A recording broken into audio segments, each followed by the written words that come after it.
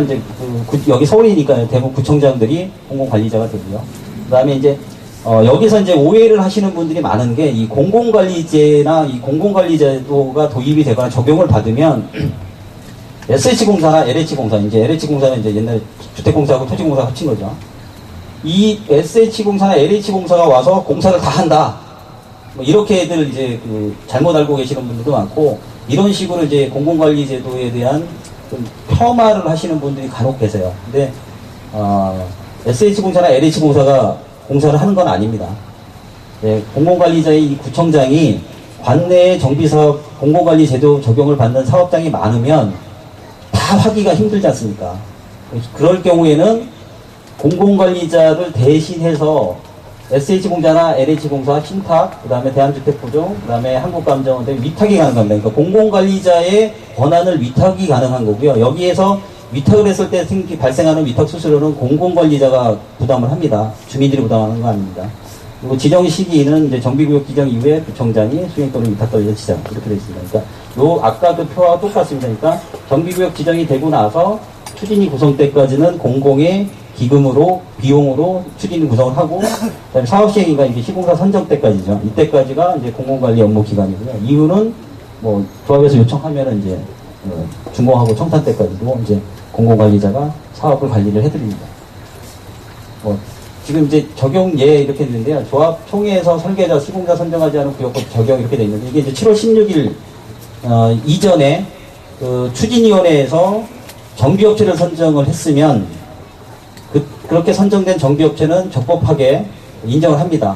다시 이제 공공관리 적용해서 정비업체 새로 뽑고 하지는 않습니다. 그리고 7월 16일 이전에 조합이 설립이 돼서 설계자나 시공사를 적법한 절차에서 주민총회나 조합원 총회를 통해서 선정되어 있는 구역은 공공관리제도에서 적용받지 않습니다. 그러니까 만약에 조합 설립 이후에 7월 16일 이전에 조합이 설립이 돼 있고 7월 16일 이전에 시공사를 조합원 총회를 통해서 선정을 해야 되는데 못한 곳들이 있을 겁니다. 여기 아마 지금 조합은 돼 있는데 시공사 선정을 아직 못하고 있을 것 같은데, 이게 이제 9월 30일까지 이제 적법한 절차에 의해서 총회를 통해서 시공사 선정하지 못하시면 10월 1일부터는 공공관리 제도에 의한 시공사 선정을 하셔야 돼요.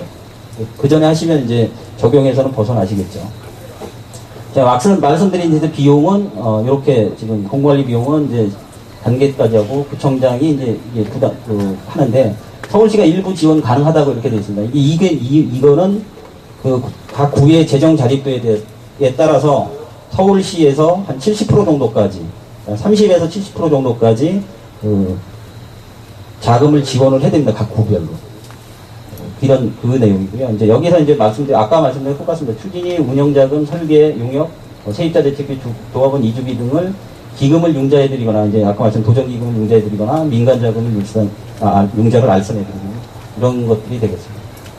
업체 선정 시기는 아까 말씀드린 그거를 이제 추진이 구성되고 난 이후에 정비업체하고 설계자를 하는데, 여기서 보시면 이제 정비구역 지정이 되고 나면 정비업체를 구청장이 선정한다 이렇게 돼 있지 않습니까? 이 부분은 추진위원회 구성 때까지 공공관리자가 공공의 비용으로 추진위원회를 구성해드린다고 말씀드렸지 않습니까? 그러면 처음에 정비구역이 지정이 되고 나면 예비 추진위원장과 감사를 선거관리위원회로 위탁을 해서 주민투표를 통해서 예비 추진위원장과 감사를 선출을 합니다. 그리고 그렇게 선출된 분이 주축이 되셔서 이제 추진위원회를 구성을 합니다. 근데 그 두 분만 가지고서 추진위원회를 구성해라 그러면은 구성하기 힘드시지 않습니까? 그래서 추진위원회를 구성을 하는데 행정용역을 제공할 정비업체를 구청장이 선정을 합니다. 그러니까 그렇게 선정된 정비업체는 추진위 구성 때까지의 용역만 합니다. 근데 추진위 구성을 하는 동안에 이 정비업체가 정말 일도 열심히 하고 능력도 있고 그러면 추진위원회가 설립되고 난 이후에 그 추진위원회에서 주민투표를 통해서 그 정비업체를 그대로 승계해서 수의계약이 가능합니다. 근데 이제 좀 일도 못하는 것 같고 그러면 공공관리 제도에 의한 업체 선정 기준에 따라갖고 다시 정비업체를 선정을 하시면 됩니다. 그러니까 여기서 정비업체는 추진위 구성 때까지 공공관리자가 선정하는 겁니다. 아까 말씀드린 대로 이제 설계자, 그 다음에 여기 이제 시공자, 이게 철거공사 포함 이렇게 돼 있는데, 이 이제 철거공사는 하도 이제 말들이 많고 그러니까 작년에 이제 도정법을 개정하면서 아예 철거공사는 시공사의 공사 범위 안에다 포함을 했습니다. 그러니까 별도의 철거업자를 선정하시면 위법한 겁니다. 이게 시공사를 선정을 하면은 시공사가 철거공사까지 포함해서 입찰 견적을 내고 철거를 시공사 책임하에서 철거를 합니다. 시행전 시행후 마찬가지고요. 여기서 이제 공공관리제도에 대한 부분은 이게 업체 선정관리 개선 뭐 이렇게 추진위원회 자료 제출 이렇게 했는데 이 내용은 똑같습니다. 그러니까는 예전에는 추진위원회에서 어떤 업체 선정하는 기준들이 있었습니다. 그러니까 있었는데 그것을 제대로 지키는지 안 지키는지 아니면은 뭐 막말로 말씀드려서 이제 짜고 치는 뭐 서너 개 업체들이 서로 바지 서거나 들러리를 서서 한 군데 저기냐 특정 업체가 이제 선정되도록 했던 부분들인데 그런 부분들에 대해서 선정 계획을 수립하고 선정 절차들을 정확하게 작성을 하고 그다음에 그 업체 현황에 대한 거나 아니면은 조합원들이 그 업체에 대해서 정확한 정보를 가지고 본인들이 의사결정을 총회 투표로서 의사결정을 하게끔 만들었는지 안 만들었는지에 대한 가이드 기준을 만들고 그 기준에 따라 가지고 정확하게 절차를 밟는지만 공공관리자가 검토를 하고 기준을 준수하는지 검토를 하고 그 기준이 준수가 안 돼 있으면 다시 계획을 다시 수립하라든지 아니면 업체 선정을 하는데 필요한 그 행정지도를 한다든지 뭐 이렇게 하는 겁니다. 그러니까 공공관리자가 업체를 선정해서 조합에다 통보하고 그렇게 통보받은 업체하고 조합이 일방적으로 무조건 계약을 해야 되고 그런 거는 아니고요. 여전히 마찬가지로 추진위원회나 조합에서 업체를 정하고 선정을 하고 주민들이 투표를 통해서 업체를 최종적으로 선정 계약을 하는 겁니다. 근데 그런 절차를 투명하게 진행을 하는지 안 하는지에 관한 것만 공공관리자가 기준 검토를 하고 만약에 그 기준에 부합하지 않게끔 하거나 아니면 약간의 문제가 있게끔 쉽게 말씀드려서 짜고 치는 고소이든지 아니면은 특정 업체가 되게끔 선정 계획이 아니라 기준을 마련해가지고서 구청에다 가지고 오면 그런 부분은 이제 시정 지시를 하겠죠. 정상적으로 제대로 하는지 해야 된다라고 행정지도도 할 것이고 그런 내용이 공공관리제가 업체 선정을 하는데 관여하는 부분들입니다. 그러니까 공공관리자가 특정 업체를 밀어주거나 이런 건 아니니까 오해가 없으셨으면 좋겠습니다. 마찬가지입니다. 그러니까 순서는 똑같습니다. 그런 순서에 대해서 입찰하고 업체 평가하고 평가 결과 그러니까 이 부분이 가장 중요합니다. 이게 업체를 평가를 하는데 이 업체 평가를 할 때 어떤 그 기준이 있습니다. 평가하는 기준들이 그 기준에 맞춰서 제대로 평가를 했는지 평가만 해놓고 난 다음에 주민들한테 알려주지 않으면 조합원들이 업체를 어떤 업체를 어떻게 평가를 받았고 그 업체가 어떤지 정확히 알 방법이 없지 않습니까? 그래서 평가한 결과를 반드시 공개를 해야 되고요. 그리고 이 평가 공개된 것은 주민총회 개최할 때 주민들한테 통보를 하게끔 되어 있고요. 그리고 총회 선정해서 그다음에 업체 선정을 하고 계약을 합니다. 그러니까 이 정비업체하고 설계자는 총회에 2개 업체 평가한 업체들 중에 1, 2 평가를 받은 업체들이 올라가고요. 그다음에 시공자는 3개 이상의 업체가 1, 2, 3등을 한 업체들이 총회에 선정돼서 3군데 업체 중에 한 군데를 주민들이 현장에서 투표를 통해서 선정하도록 되어져 있습니다. 나머지 다 똑같습니다.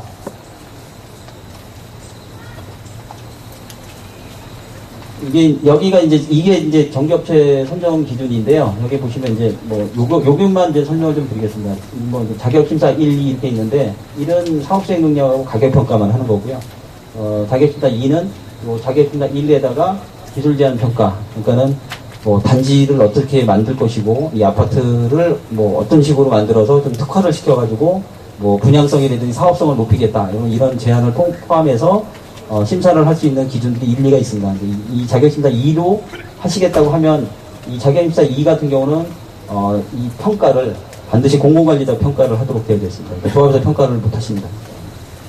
마찬가지고 이제 일반 제한 이렇게 하고 실적 이렇게 여기서 이제 여기는 이제 정비업체가 선정돼 있는 것 같은데요. 사업 실적 지역만 제한이 가능하고요. 그러니까 지역 제한은 가능합니다. 이제 왜냐하면 서울인데 부산에 있는 정비업체가 와서 행정용역 서비스를 하기 힘들지 않습니까? 그래서 그 사업 실적 여기에 이제 만약에 5,000세대다 그러면 5,000세대 이상 그 사업 실적 그러면은 됩니다. 그러니까 5,000세대인데 5,500세대, 6,000세대 이상 사업 실적 이거 이렇게 제한하시면 안 된다는 얘기예요.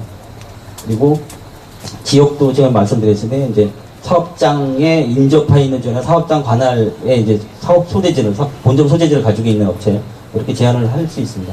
토지증 소유자 제한 초과 불가 이것도 마찬가지고요. 이런 내용들이고요. 평가표는 지금 이렇게 되어 있습니다.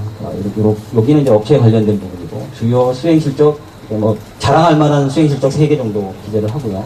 그 다음에 입찰 가격은 해배당 얼마, 그리고 평가 항목들은 이런 평가 항목을 가지고서 이제 점수 배점을 매겨서 점수화 시켜가지고서 1등, 2등 업체를 선정을 합니다. 그리고 여기서 보면 이제 그 업체 현황 평가에서 20에서 80, 입찰 가격 평가 20에서 80 이렇게 돼 있는데, 이 얘기는 뭐냐면요. 업체 평가 이제 그 능력이 있고 그 사업 수행 실적이나 능력이 뛰어난 업체를 뽑고 싶다 그러면 업체 현황 평가 점수를 배점을 80점을 주고 가격을 20%를 줄 수 있습니다. 그러니까 20에서 80% 범위 내에서 조합에서 자율적으로 배점 기준을 정해서 하실 수 있습니다. 우리는 그냥 정비업체가 들어와서 싸게 해주면 좋겠다. 싸게만 해주면 뭐 어차피 거기서 거기니까 용역비 좀 싸게만 받으면 그런 업체 선정하겠다 그러면 가격 평가 기준을 80% 놓으시고 업체 평가 기준을 20% 놓으시면 이렇게 해서 이제 평가를 하시면 됩니다. 이거는 조합에서 자율적으로 정하시면 됩니다.